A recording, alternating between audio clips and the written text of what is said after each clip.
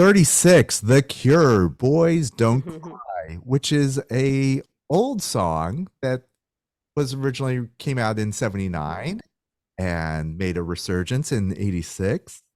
The Cure, are you a Cure fan? I was a Cure fan, and it was crazy enough to make me interested. Uh, and the Miley Cyrus version of that song is amazing. Um, yeah, it's same thing. It was the MTV type of craziness.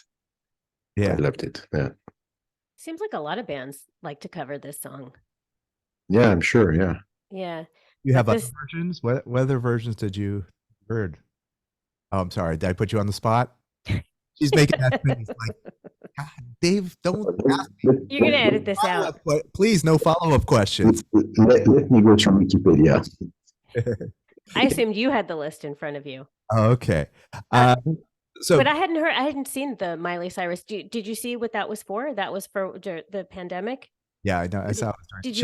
Did you see it at the time? Did you watch it at the time? And did you donate is the question. I will say yes, 100%, but for the record, because is this being recorded? Okay. Not going to be any follow-up on this. But yeah, I do remember like in 2020, Miley was doing a lot of 80s cover songs. Yeah. Like, I think she did One Way or Another, and she did Pat Benatar. I know she did that. She did anyway, a lot of good stuff on okay. I still like Miley. Yeah. She can bring it to life. But what about Boys Don't Cry? I mean, I'm sure it's a song you hear over and over and over again. Will you be happy if you hear that song? Holly and I just bought tickets to see The Cure in a couple months at the Hollywood Bowl.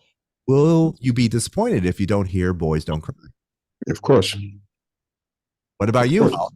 Will you be disappointed? I ask Holly because she doesn't like to hear songs she hears all the time for some weird reason. Okay, I'll tell you this. I will be disappointed if I don't hear Boys Don't Cry. I won't be disappointed if I didn't hear Friday I'm in Love.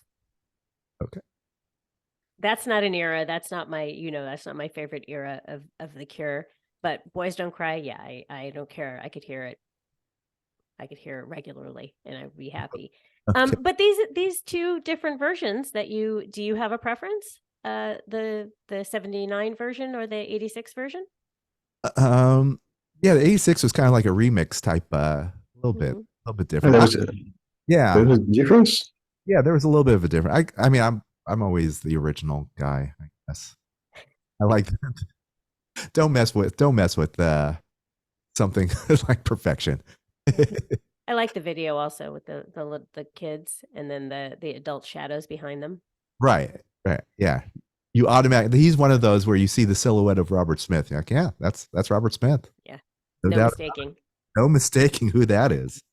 And he is my hero of all heroes with what he's doing with Ticketmaster right now, for the record. He's trying to keep prices down and not on the secondary market. It's a big issue here. I'm sure it is in Europe, but in the US, there's ticket price. They have dynamic pricing where whatever they feel that the highest price that they can get for a ticket is what they will charge. So instead of like Depeche Mode just sold their tickets like something comparable to what we just bought for The Cure is going for $300 or and up for a ticket, and we just got a ticket for under $100 for something that under 200. Okay, what? I'm sorry, under 200. But no, but he's also he set the prices and he said I'm making all the tickets affordable, and there are levels, but they're all affordable tickets. And there's no secondary market. If you can't go, the tickets are not transferable. And if you can't go to the show, it goes back to the marketplace and you'll get what you paid for the tickets. And somebody else will be able to buy them for that same value.